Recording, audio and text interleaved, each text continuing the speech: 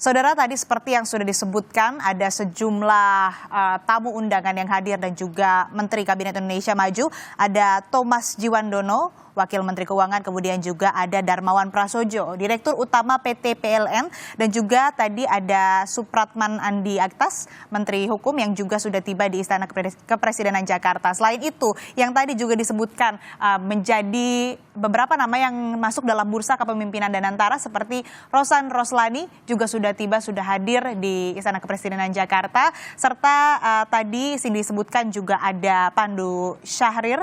Kemudian ini gambar terbaru, saudara, ada Gubernur Bank Indonesia Peri Warjio yang baru saja tiba di Istana Kepresidenan Jakarta.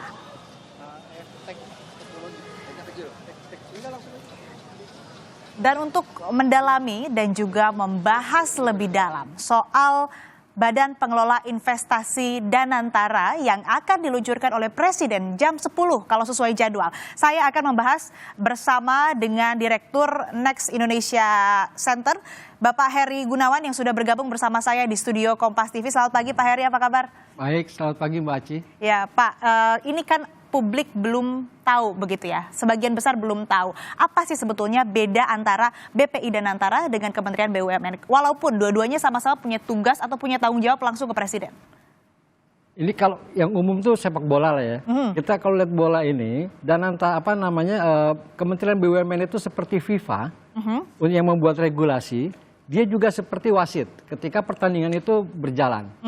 Nah, sementara Danantara adalah klubnya atau kesebelasannya. Jadi Danantara itu adalah regulator, Kementerian BUMN adalah regulator. Dia regulator yang membuat regulasi, mengawasi BUMN sekaligus memberikan sanksi kalau terjadi pelanggaran. Nah, artinya dia akan memberikan sanksi kepada entitas di bawah Danantara itu terhadap BUMN. Nah, jadi itu pemisahan itu jelas. Jadi dia membuat aturan, dia menjadi wasit Kementerian BUMN itu sekaligus dia menjadi perwakilan pemerintah pemegang saham seri A. Merah putih yang artinya punya hak veto, sementara Danantara adalah pelaksana dan juga pemegang saham seri B. Nah, nanti yang jadi objeknya adalah BUMN. Kira-kira gitu. Jadi satu yang bikin regulasi jadi wasit gitu ya. Nah, satunya lagi adalah pemainnya. Yang pemilik Danantara, pemilik klub lah. Danantara pemilik klub gitu ya. Oke, ini kan juga kalau kita lihat Pak Heri, dibentuknya Danantara ini 4 bulan setelah Presiden Prabowo dilantik atau menjabat sebagai Presiden Republik Indonesia begitu ya. Waktu 4 bulan ini apakah cukup untuk membuat super holding dengan juga ada aset ataupun juga dana yang dikelola ini cukup besar, 15.000 triliun rupiah, dan waktu yang 4 bulan ini juga apakah cukup untuk membentuk dan memastikan legalitas dari super holding Danantara? Ini kalau kita ngomong soal legalitas, ini ada nih di Kompas nih. Nih, Danantara diluncurkan, payung hukum ditunggu. Nah itu ya. Nah, ini maksud saya tuh gini, Danantara lahir itu berdasarkan undang-undang, dan undang-undang itu belum jadi lembaran negara, belum dilembar negarakan. Karena kita belum pernah, semuanya publik belum bisa mengakses. Betul. Itu satu. Ketika pemerintah membentuk Indonesia Investment Authority-nya itu, SWF kita, nah itu juga lewatkan peraturan pemerintah. Saya tadinya membayangkan undang-undang ini diturunkan menjadi peraturan pemerintah. Undang-undangnya dulu muncul, peraturan pemerintah sebagai tugas dan fungsinya Danantara. Nah itu kemudian baru Danantaranya diluncurkan, mungkin berbarengan dengan PP. Nah setelah itu tata laksana organisasinya seperti umumnya kementerian itu dibuat melalui peraturan presiden. Nah ini tiga-tiganya kan belum ada nih, undang-undangnya juga baru diketok, tapi lembaran negaranya kita belum lihat. Nah ini menjadi agak rapuh menurut saya dari sisi hukum ya. Mungkin nanti yang bisa bicara lebih jauh itu orang tata negara lah. Tapi dari tadi Mbak Aci menyebut itu 4 bulan. Ya, 4 bulan. Gini loh, saya tuh jadi teringat. 1MDB ingat nggak? 1MDB Malaysia yang bermasalah itu. 1MDB itu lahir di Malaysia, dulu kan punya Terengganu ya, diakuisisi menjadi milik pemerintah pusat oleh Menteri Keuangan, itu 4 bulan setelah Pak Najib menjadi Perdana Menteri. Ada Pak Najib Perdana Menteri itu kalau nggak salah bulan April, kemudian bulan Julinya itu 1MDB diakuisisi oleh pemerintah pusat. Ini bukannya mitos, mudah-mudahan Danantara tidak bernasib seperti 1MDB. Gitu. Itu kira-kira gitu. Jangan sampai ada mitos angka 4 ya. Iya itu bukannya suuzon, kita di sini ingin kemudian ya menyambut dengan baik adanya BPI dan Antara, tapi juga kita tetap memperhatikan dan juga istilahnya mewarning lah ya untuk hati-hati bagaimana kemudian nanti pengelolanya dan juga orang-orang di dalamnya dalam menjalankan tugas yang seharusnya di BPI dan Antara itu. Dan sebelum kita lanjutkan, Pak Heri, saya ingin menyapa terlebih dahulu narasumber kita, ada Guru Besar Fakultas Ekonomi dan Bisnis Universitas Indonesia, Profesor Telisa Aulia Valianti, telah bergabung bersama kami melalui sambungan Zoom. Selamat pagi Prof. Telisa, apa kabar? Baik, terima kasih. Selamat pagi Mbak Asri, Pak Heri, dan seluruh pemirsa Kompas TV di seluruh Indonesia. Iya, selamat pagi Prof. Ini kan tadi sudah berbincang juga lah dengan Pak Heri begitu ya, bagaimana kemudian apa beda dan antara dengan Kementerian BUMN, kemudian juga terkait dengan rentang waktu pembentukan dan antara yang 4 bulan begitu ya, dibilang cukup inilah ya, cukup sedikit waktunya begitu ya. Nah, saya ingin bertanya ini Prof, soal modal dan antara yang disuntikan. Ini kan disebutkan juga oleh Presiden Prabowo Subianto, ini disuntikan salah satunya dari efisiensi anggaran, yang mana efisiensi anggaran ini ada 44 miliar US dollar begitu, 20 miliar US dollarnya, 20 miliar dolar Amerika Serikatnya ini diberikan atau disuntikan untuk Danantara. Fairkah pemotongan anggaran ini untuk modal Danantara, Prof. Telisa? Iya, pertanyaannya langsung ini ya, langsung menukik ini pertanyaannya. Jadi kalau kita bicara fair atau tidak fair kan tergantung tadi tujuan atau kepentingan nasional ya. Artinya bahwa kita ingin anggaran kita itu lebih menciptakan multiplier efek yang lebih tinggi. Intinya kan secara ekonomi, saya sebagai makroekonomis kan melihatnya adalah kepada multiplier efek ya.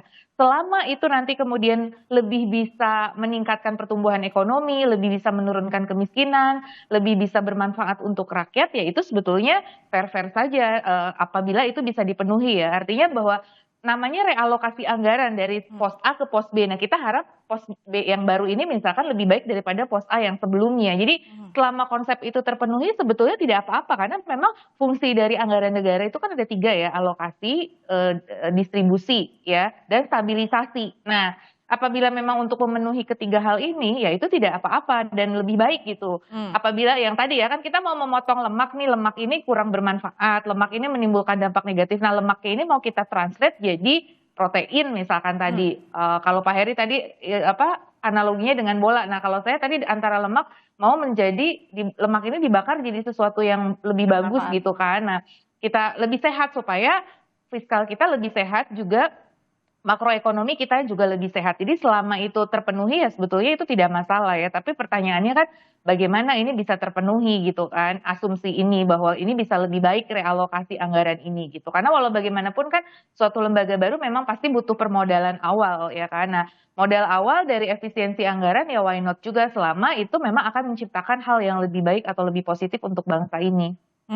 Selama sesuai, selama fair begitu ya, sesuai dengan apa yang harusnya, ini ya fair-fair aja begitu ya, sah-sah saja. Tapi di sini Prof ada aset hampir 15.000 triliun yang dikelola. Jadi sebetulnya apa yang harusnya begitu dirasakan secara konkret, secara langsung oleh masyarakat dengan adanya BPI dan Antara ini?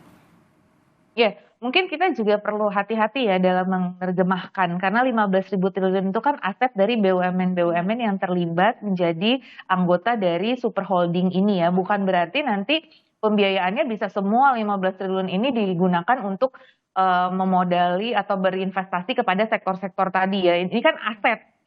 Sedangkan aset ini kan yang akan digunakan sebagai loan itu kan tidak semua pastinya kan. Aset ini kan sebetulnya bukan cash juga semua bentuknya, ada juga yang berbentuk surat berharga, mungkin ada yang berbentuk fisik. Jadi itu lebih ke aset dari lembaga-lembaga yang akan dibawa ataupun yang akan menjadi member dari super holding ini. Nah, jadi angka 15.000 triliunnya mungkin kita wow banget ya, itu kan hampir setengah dari PDB kita gitu ya. Maksudnya itu aset ya. Jadi ini nanti untuk pembiayaannya sendiri berapa kan nanti tentu para ahli akan menghitungnya ya, berapa maksimum yang bisa dipinjamkan, dan kemudian juga ini bukan berarti semua bisa langsung ya, karena kan semua butuh assessment gitu kan. Jadi berapa yang benar-benar nanti menjadi modal dari Danantara ini, kemudian kan nggak semua, nggak full 100% dari aset itu bisa menjadi modal gitu kan. Nah, itu kan kita harus paham lah di dalam teori struktur finance gitu ya, bahwa itu nggak bisa semuanya. Nah, tapi kan artinya ini berapa yang nanti bisa menjadi bahan pembiayaan. Yang penting itu kan gini ya,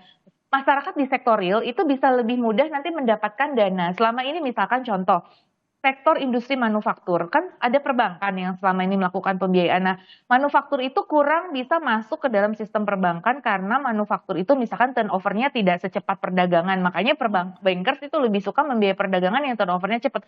Manufaktur kayak restrukturisasi mesin dan lain sebagainya itu proyeknya dianggap beresiko dan secara keuangan itu menghasilkan NPV ataupun payback period yang lebih rendah. Nah, itu yang seringkali makanya manufaktur kurang diminati oleh bankers. Nah, ini Danantara bisa masuk kan harusnya karena manufaktur sebagai sektor prioritas. Nah, jadi yang ditunggu itu adalah kemudahan berinvestasinya bisa dirasakan oleh sektor-sektor yang selama ini kurang mendapatkan akses atau kurang mendapatkan preferensi dari sistem perbankan. Nah, harapannya jadi bisa menjadi komplementer dari pembiayaan sektor perbankan yang selama ini lebih selektif gitu karena harus memenuhi Basel III karena bank itu regulasinya lebih ketat. Nah, ini kan non-bank.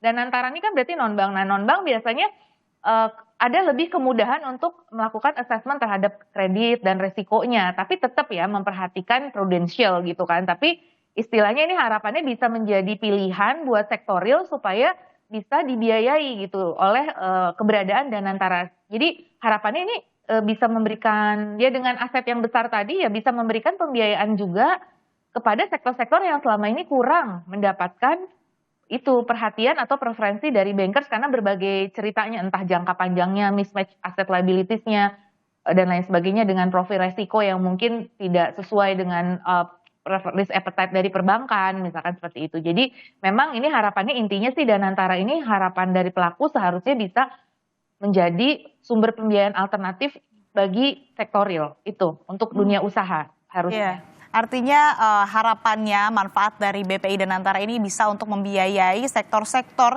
yang kurang diperhatikan atau kurang dibiayai begitu ya. Nah, Prof. Talisa dan Pak Heri kita dengarkan terlebih dahulu pernyataan terkini dari Marwarar Sirait, Menteri Perubahan.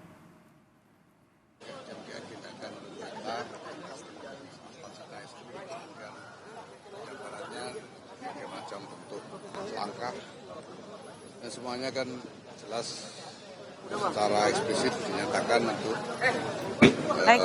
Saudara, kita akan membahas lagi. Ini kan ada aset jumbo dikelola juga. Ini asetnya sangat jumbo, artinya ada risiko pengelolaannya seperti apa. Jangan sampai seperti 1MDB Malaysia. Nah, kita akan bahas lebih lanjut, tapi usai jeda. Tetaplah di Breaking News Kompas TV.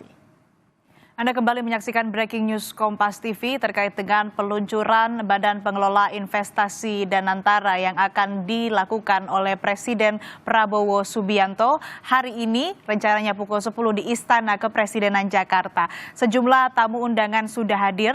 Tadi terlihat ada Menteri Investasi, Kepala BKPM, Rosan Roslani, kemudian ada Wakil Menteri Keuangan Thomas Jiwandono, ada Menteri Hukum Supratman Andi Aktas, kemudian ada juga Menteri Perumahan Marwarar Sirait, kemudian ada tamu undangan lainnya, ini Direktur Utama PT PLN, ada Darmawan Prasojo, kemudian yang menarik ada Gus Yahya Cholil Stakuf, ini juga representasi dari pengurus besar Nahdlatul Ulama dan sejumlah tamu-tamu undangan lainnya yang juga sudah memadati kawasan Istana Kepresidenan Jakarta.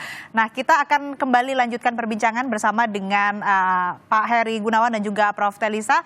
Saya mau ke Pak Heri dulu ini, Pak, soal ada aset yang dikelola 15.000 triliun. Meskipun tadi dijelaskan juga oleh Prof. Talisa itu tidak semuanya yang memang bisa langsung digunakan begitu dimanfaatkan. Tapi ini memang aset yang jumbo. Nah, artinya aset jumbo, pengawasan juga harus ekstra, harus lebih ketat. Pengawasannya bagaimana ini? Jangan sampai atau yang dikhawatirkan ini bisa terulanglah kejadian 1MDB Malaysia. Kalau tadi juga kita sempat sebelumnya berbicara soal peluncuran yang rentang waktunya 4 bulan, takutnya jangan sampai sama begitu, meskipun waktu peluncurannya sama. Jadi gini Mbak, persoalan SWF ini, Sovereign Wealth Fund ini, dana abadi yang punya negara ini, itu di negara manapun, Venezuela, Brazil, Arab, Qatar dan lain-lain itu ya, itu mereka itu pernah mengalami kegagalan atau kerugian, itu karena dua hal. Pertama, itu korupsi. Kedua, salah memilih instrumen investasi karena ada kemudian terjadi penurunan nilai. Nah, ini makanya pengawasan itu menjadi sangat penting di sini ya, karena memang asetnya sangat besar. Ya, menjadi pengawasan ini yang dikhawatirkan itu adalah misalnya gini, udah bercampur baurnya antara regulator dengan operator. Nah, itu satu. Kedua nih, orang yang memegang aset sebegitu besar itu kan nafsunya berbeda. Nah, nafsunya berbeda karena gini. Nanti bisa jadi gini kan, nanti kemungkinan dan antara akan ada satu investment holding company, satu operating holding company. Nah, di investment holding company ini kan mirip dengan GIC, GIC-nya Singapura. Nah, dia nanam aja duit tuh. Dia nanam duit di perusahaan-perusahaan, nanti dia dapatnya dari dividen atau dia masuk di portofolio, kemudian ngambil gain di situ. Nah, ini kemudian dana ini diakumulasi menjadi ibaratnya kayak ternak sapi, ya menggemukkan sapinya aja. Nah, manfaatnya nanti dia taruh ke perusahaan-perusahaan. Kemudian juga kalau yang ini yang operating itu yang lain, dia seperti khazanah lah. Khazanah punya di sini kayak CIMB Niaga dan lain-lain gitu. Nah, jadi menurut saya di sini pengawasannya memang agak berbeda di antara dua ini. Jadi makanya pengawasan itu harus melekat. Dan di sini persoalan independensi menjadi sangat penting. Satu, persoalan independensi. Yang kedua, persoalan tata kelola misalnya gitu ya. Jadi persoalan tata kelola ini kayak kasus 1MDB itu kan persoalan transparansi. Salah satu aspek penting di dalam persoalan GCG. Transparansi tidak ada sehingga kemudian ada dana yang masuk ke regulator, ke dalam hal ini Perdana Menterinya gitu, Pak Najib itu. Nah, ini bukannya nggak mungkin karena orang-orang kita itu soal menggocek begitu, itu jago Mbak. Karena gini ya. Ini juga misalnya gini, nah ini juga harus sensitif lembaga aparat penegak hukum. Misalnya gini, itu kita kan bisa aja korupsi, potensi korupsinya itu kan bisa juga pada selisih suku bunga. Itu kan bisa aja, misalkan saya menerbitkan surat utang, nanti kan dalam proses itu ada namanya book building. Nah, book building itu akan menentukan berapa sih kupon nanti yang akan dikasih ke publik.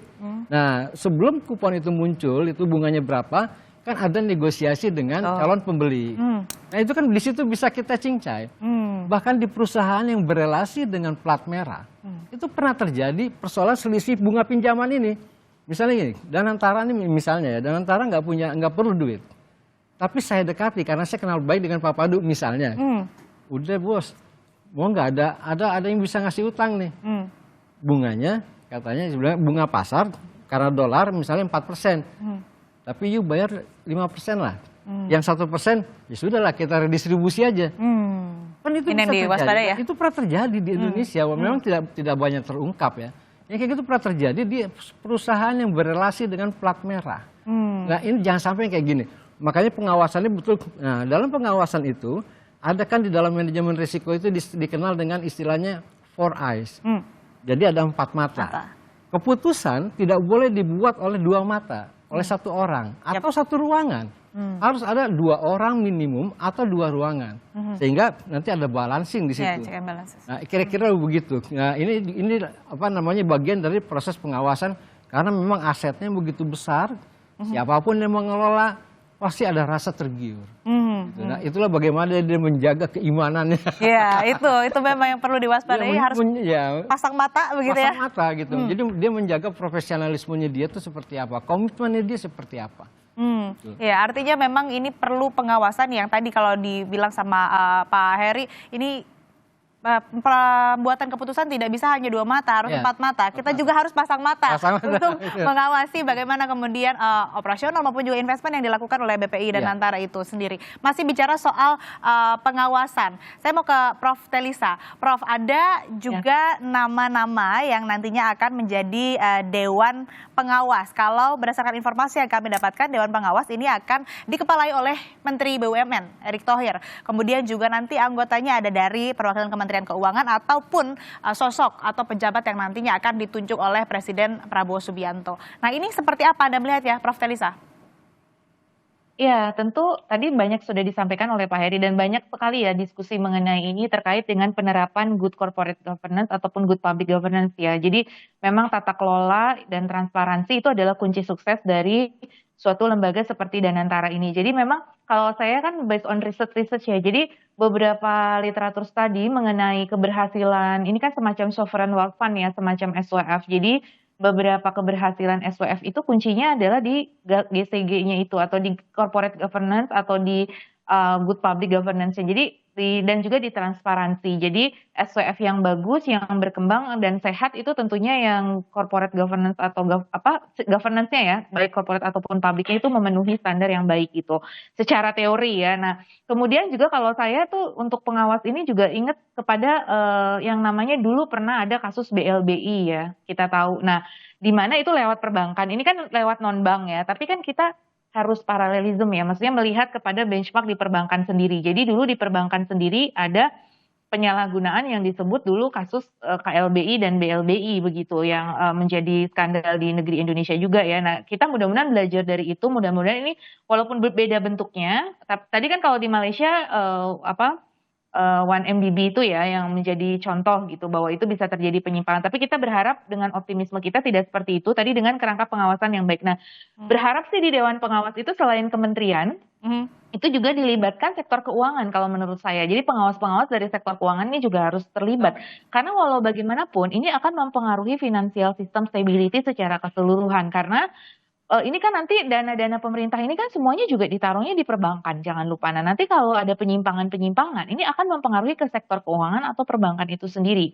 Nah, itu juga makanya pengawas dari perbankan sih menurut saya perlu ya. Karena apa? Karena di perbankan itu sendiri, itu aturannya itu biasanya sudah lebih jelas ya. Jadi bagaimana nanti peran dari OJK, Bank Indonesia, ataupun LPS misalkan sebagai anggota dari Komite Stabilitas Sistem Keuangan itu juga punya peran ya di dalam pengawasan selain lembaga-lembaga auditor seperti tentunya KPK dan BPK ya. Itu perlu. Cuma kan memang kita tahu dari Undang-Undang BUMN sendiri agak sulit ya, itu harus persetujuan DPR kalau tidak salah ya pengawasan itu. Nah, harapannya ini juga DPR bisa lebih aware terkait dengan hal itu karena memiliki peran juga di dalam pengawasan. Tapi menurut saya intinya pengawas-pengawas dari lembaga keuangan itu juga harus dilibatkan karena nanti ini akan in relation kena juga ke sektor keuangan seperti itu. Jadi karena kita dulu ingat SMI dan SMF ya. Jadi ada SMI atau sebagai Special Mission Vehicle itu juga berada di bawah pengawasan OJK seperti itu. Jadi ini juga apakah di bawah, nah ini sepertinya berbeda dengan itu karena ini lebih tinggi ya statusnya secara kelembagaan ataupun secara besaran. Nah, tetapi gini, lembaga kecil aja seperti SMI dan SMF itu kan harus diawasi juga oleh regulator sektor keuangan seperti itu. Jadi paling masukannya itu sih. Jadi apakah regulator sektor keuangan dan tentunya regulator pengawas yang memang benar-benar mengawasi secara seperti BPK dan KPK itu ya, itu memang perlu dilibatkan juga seperti itu. Tapi juga regulator sektor keuangan itu juga sepertinya perlu karena ini akan berhubungan dengan sektor keuangan, akan memiliki dampak juga ke sektor keuangan. Regulator sektor keuangan dan juga tadi BPK maupun KPK juga harus dilibatkan dalam pengawasan ini begitu ya Prof. Talisa. Kalau kita bicara lagi soal risiko dari pengelolaan aset yang jumbo 15.000 triliun begitu ya. Secara stress test ini akan sesistemik apa bagi Indonesia kalau aset kelolaan 15.000 triliun ini bermasalah? Iya. Tadi saya katakan 15.000 triliun itu kan hampir 50% dari PDB Indonesia. Berarti itu sedangkan uang beredar itu kan sekitar 10.000 triliun ya. Kita M2 GDP kan hampir 40 atau 45% gitu. Jadi ini lebih tinggi gitu dari M2 GDP kita ya. Jadi artinya itu sangat besar sehingga pasti sistemik ya. Maksudnya secara jumlahnya itu apabila ada guncangan. Tapi kan tadi ya again kita tetap harus optimis dan mendukung. Kita tetap nafasnya adalah apresiasi pemerintah yang meluncurkan ini, tapi tadi ya bagaimana naskah akademiknya juga benar sekali tuh Mbak terkait dengan sistemik risk dan lain sebagainya seharusnya sudah ada di dalam kajian Danantara ini. Jadi sebelum ini diluncurkan seharusnya sudah ada ya. Kita tunggu sih naskah akademiknya bahwa ya harus dipersiapkan apa supaya tidak terjadi sistemik risk seperti itu. Itu mitigasi resiko tuh selalu ada ya dalam lembaga keuangan itu nomor satu kan emang kita selain return kan risk ya. Jadi harus mempertimbangkan profil resiko dan mitigasi resikonya gitu. Jadi itu pasti penting ya di dalam sektor keuangan itu bicara sistemik risk itu satu hal yang penting di dalam kerangka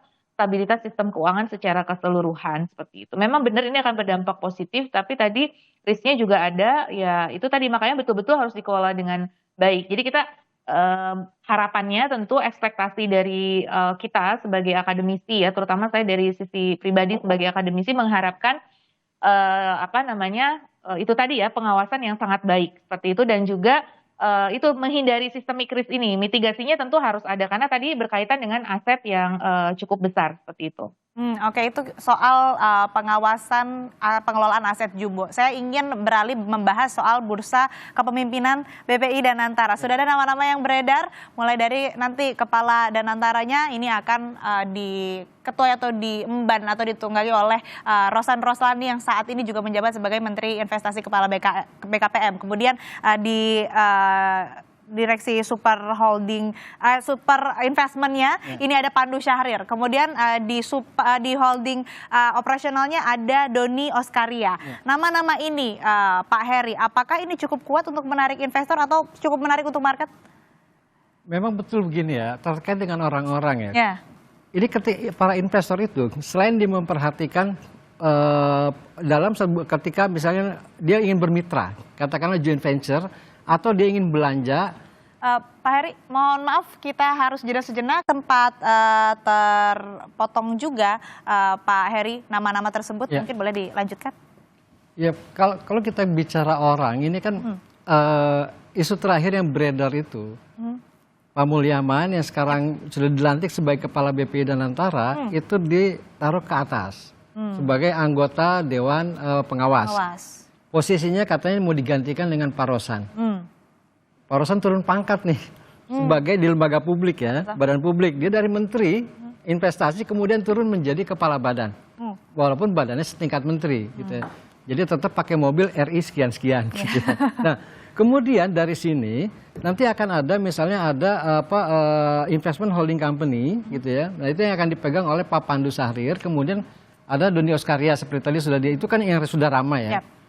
Kalau kita lihat orang-orang ini yang menurut saya punya pengalaman, jam terbang, dan dia membangun perusahaan gitu ya, yang kemudian perusahaan itu sampai sekarang masih stabil, itu tentu Pak Rosan.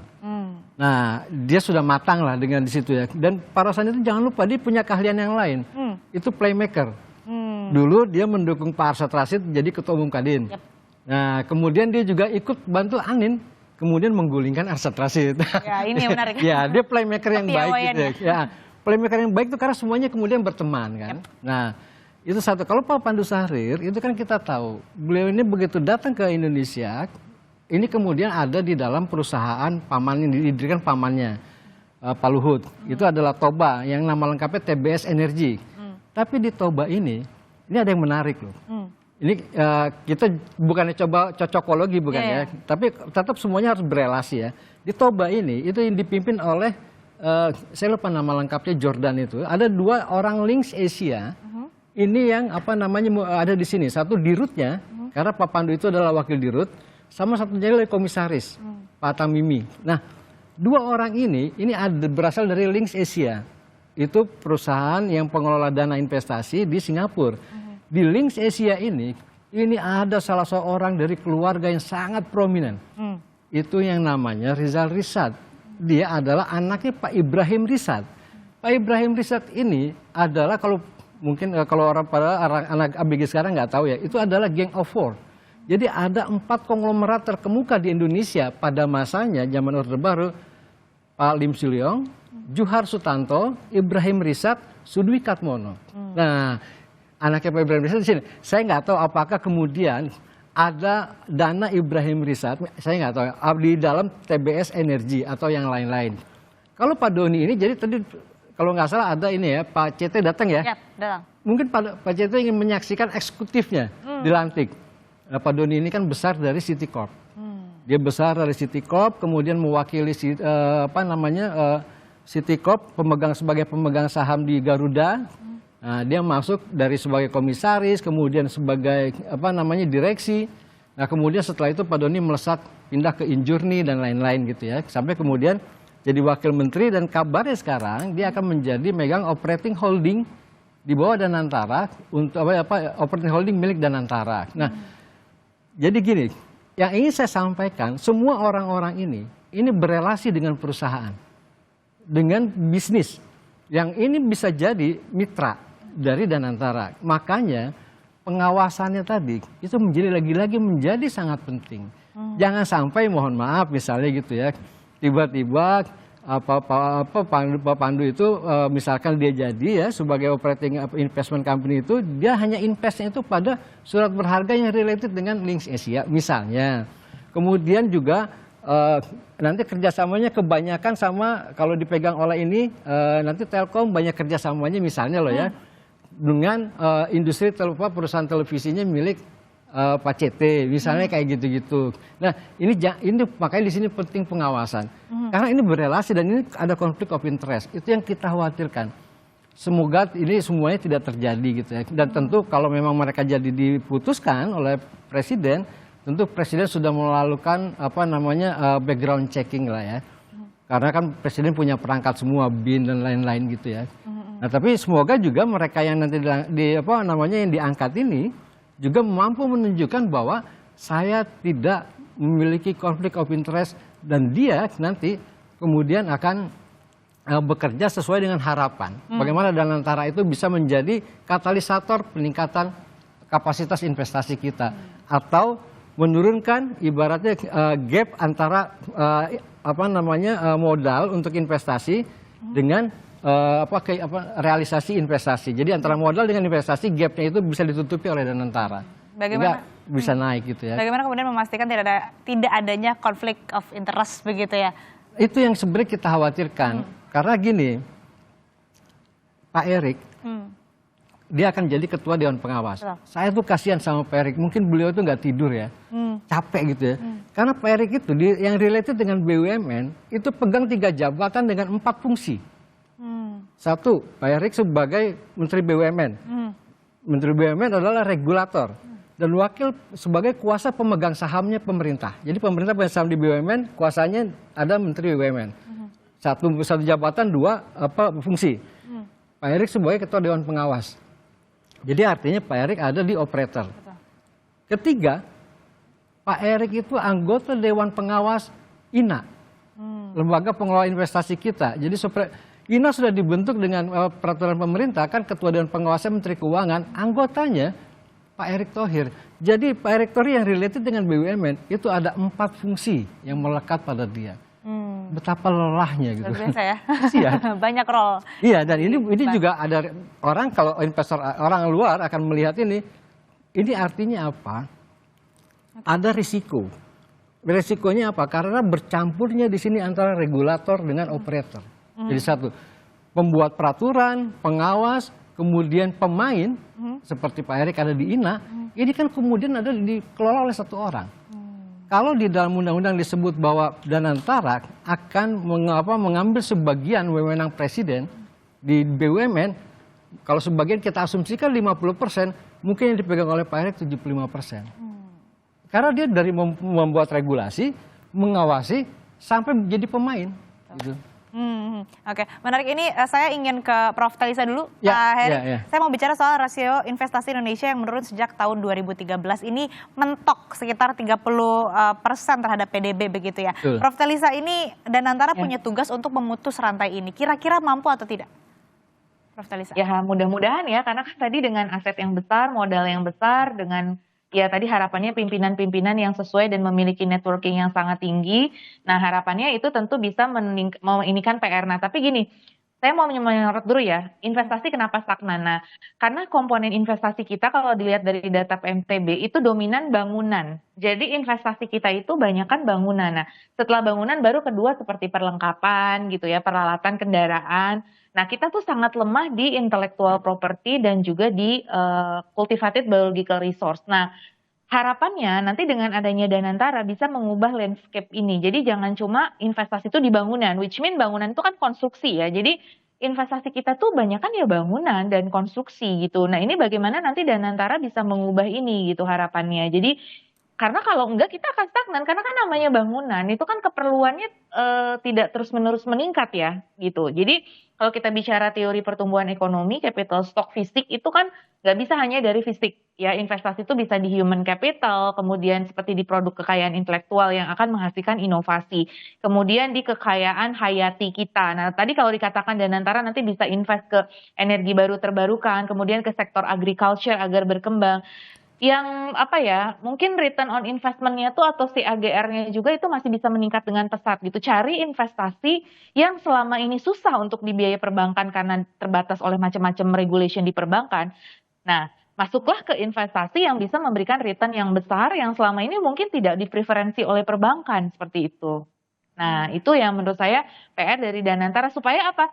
Supaya nggak sama atau bisnis as usual gitu. Kalau bisnis as usual kan kayak pindah kantong kiri ke kantong kanan aja. Selama ini mungkin apa namanya sudah tersebar ya dana-dana yang kan selama ini gini sistemnya. Dividen BUMN selama ini kan masuknya ke APBN. Kemudian oleh APBN disuntikan misalkan untuk PMN dan penggunaan-penggunaan lainnya. Nah, jadi nggak kelihatan tuh kelolaan investasinya tuh seperti apa, spread dari hasil investasinya tuh seperti apa. Nah, dengan adanya Danantara, dividen-dividen ini bisa dikelola dengan baik sehingga menghasilkan spread yang lebih tinggi, keuntungan yang lebih tinggi, nanti bisa diinvestasikan kembali, menghasilkan return on investment, nanti diinvestasikan kembali.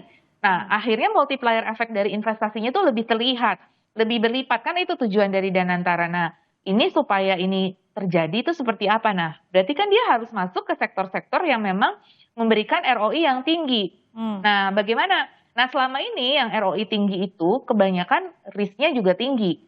Nah, sehingga perbankan nggak mau masuk ke situ gitu. Nah, kalau mau growing ya harus masuk ke sektor itu, tapi tetap disertai pengawasan dan manajemen resiko yang baik tentunya untuk tetap mengawal. Karena biasanya memang harus lebih memahami bisnis modelnya yang lebih spesifik. Biasanya kan Danantara nanti akan masuk tadi ke energi baru terbarukan yang secara perbankan itu mungkin jumlahnya kurang tercover dan kemudian harus konsorsium mitigasinya juga cukup rumit. Nah, dengan adanya Danantara karena dia bisa multi stakeholder, harapannya dia juga bisa multi stakeholder sehingga melakukan hal yang tidak bisa dilakukan oleh perbankan secara sendiri gitu loh, sehingga bisa masuk ke area-area investasi yang memang menghasilkan return yang tinggi. Seperti tadi misalkan proyek geothermal nih, saya pernah ya ada case proyek geothermal, saya pernah menangani kajian terkait financing sektor geothermal. Nah, ternyata perbankan tuh susah masuk ke situ karena resikonya tergantung dari teknologi yang digunakan apa. Karena nanti kalau teknologinya berbeda, kemungkinan gagalnya juga tinggi. Nah, kayak gini-gini nih Danantara harus masuk ke sektor-sektor yang padahal kan penting tadi geothermal itu untuk energi baru terbarukan dan potensi kalau itu jalan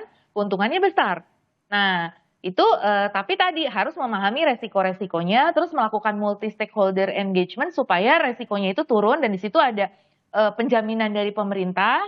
Kendala-kendala yang dihadapi bisa dihandle oleh Danantara secara lebih baik dibandingkan perbankan sendiri, which means itu perbankan misalkan lebih ke individu atau komersial gitu, yang itu government-nya itu kurang. Nah, dengan adanya Danantara, nah ini bisa di hold oleh Danantara seperti proyek-proyek geothermal misalkan seperti itu. Jadi memang ya harus masuk ke situ gitu, harus untuk mendorong investasi kita itu jadi growing ya, supaya tidak stagnan di angka 30% tadi gitu. Oke, Prof, ini menarik tadi juga kan sebetulnya kalau kita mengulas dari visual yang kita pantau bersama di Istana Kepresidenan Jakarta, sudah tiba juga tadi Ketua Umum Pengurus Besar Nahdlatul Ulama, Yahya Holil Stakuf, begitu ya, yang memang kalau kita lihat juga setelah itu ada visual dari Presiden Prabowo Subianto yang juga sudah menyatakan telah menandatangani pengangkatan Dewan Pengawas BPI Danantara, yang kalau juga kita lihat selain ada Dewan Pengawas, ada Dewan Penasihat, yang mana nantinya kalau berdasarkan yang disampaikan oleh Presiden Prabowo Subianto ataupun juga informasi yang kami dapatkan, nantinya yang mengisi Dewan Penasihat itu ya Presiden Prabowo mengajak para terdahulunya begitu ya, presiden-presiden terdahulu yang telah menjabat begitu, ada Presiden Jokowi dan juga Presiden Susilo Bambang Yudhoyono. Selain itu juga mengajak ormas begitu ya untuk turut terlibat dalam pengawasan BPI Danantara. Nah, kemudian ini yang ingin saya soroti juga Pak Heri, ini kan rasio investasi di Indonesia juga mentok tadi yang sudah saya sampaikan begitu ya ke Prof. Telisa. Lalu apa yang kemudian nantinya harus dilakukan Danantara untuk kemudian bisa menarik para investor begitu? Ya, ini kan kalau Danantara ingin menarik investor itu kan kemungkinan besar dia satu joint venture ya, joint venture atau dia menerbitkan surat berharga. Atau gampangnya surat utang, sehingga kemudian investor masuk dan dana itu kemudian digunakan untuk investasi di sektor real. Nah, memang betul yang dari situ dana yang Danantara itu memang sebaiknya juga fokus persoalan kelemahan dalam perekonomian kita itu kan salah satunya adalah kita impor bahan baku penolong. Total impor kita ini 72% itu adalah impor bahan baku penolong. Ini artinya ada processing di sini. Ini industri pengolahan. Dan industri pengolahan memang tadi seperti Bu Telisa bilang, itu kan memang menjadi ada risiko kalau perbankan pengen masuk ke situ. Kemudian memang kita sekarang lagi trennya ESG, keberlanjutan, maka energi terbarukan yang mau didorong. Tapi kita juga punya persoalan fundamental di persoalan listrik. Kenapa? PLN dia itu pelaku regulator juga sebagai operator. Coba deh, PLN masih pegang monopoli distribusi listrik. Sekarang gini, saya mau investasi nih, energi terbarukan. Kan listrik itu strumnya saya nggak bisa bawa dalam baskom kan. Saya harus pakai transmisinya milik PLN. Artinya apa? PLN yang akan menentukan berapa dia harus membayar itu. Ini kita agak terlambat nih di kelistrikan. Coba lihat di energi. Dulu dipegang oleh Pertamina. Kemudian setelah reformasi direvisi dengan adanya SKK Migas. Kemudian juga ada BPH Migas di hilir. Nah ini kan revisi yang baik, udah Pertamina jadi operator aja. Kemudian di jalan tol. Ada juga BPJT, Badan Pengelola Jalan Tol. Dia membuat regulasi, dia yang mengawasi apa segala macam. Pemainnya Jasa Marga dan lain-lain. Tapi di listrik ini telat. Seharusnya menurut saya PLN udah jadiin aja operator. Jadiin operator supaya ada yang kontrol PLN. Nah kemudian bentuklah yang supaya ini bisa dipakai bareng-bareng nih. Gitu loh. Kan nggak mungkin orang sekarang itu tanam baru segala macam listrik gitu, pasang kabel baru kan udah nggak mungkin sekarang itu. Nah ini jadi maksud saya memang tidak mudah. Dan antara juga punya persoalan ketika dia harus mencari kira-kira sektor apa yang akan dia perlu investasikan. Gitu. Tapi secara garis besar yang kita butuhkan adalah yang tadi. Nah, tapi persoalannya juga ketika kita ngomong energi terbarukan, Pak Bahlil udah ngomong.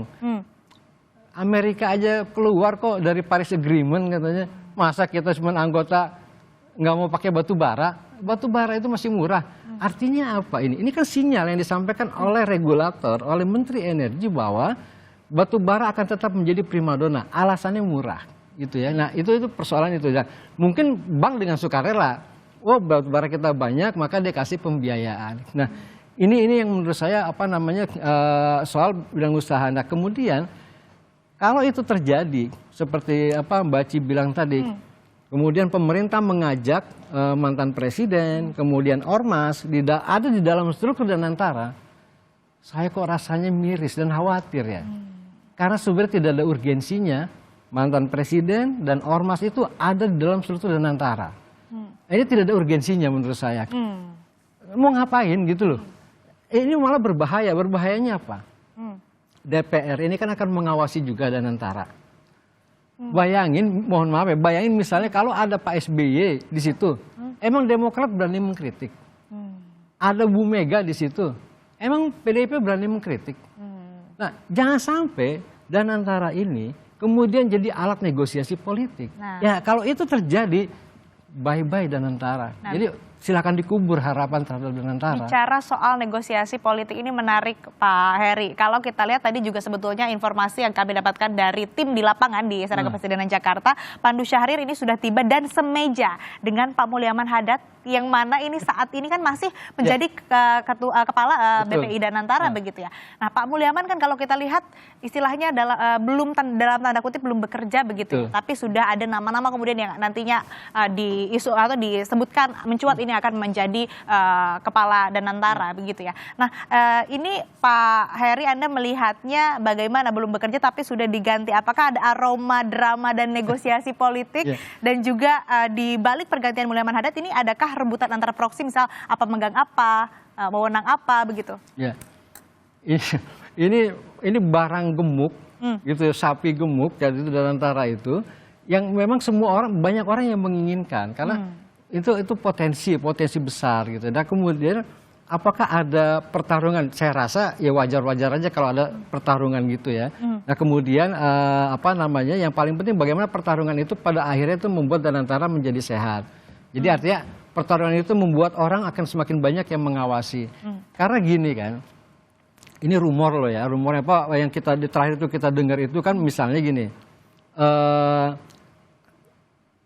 Pak Erik itu itu kan faktanya itu adalah gini, dia faktanya itu adalah adiknya Pak Boy Thohir. Pak Boy Thohir itu sekarang itu ada di lingkungan BUMN.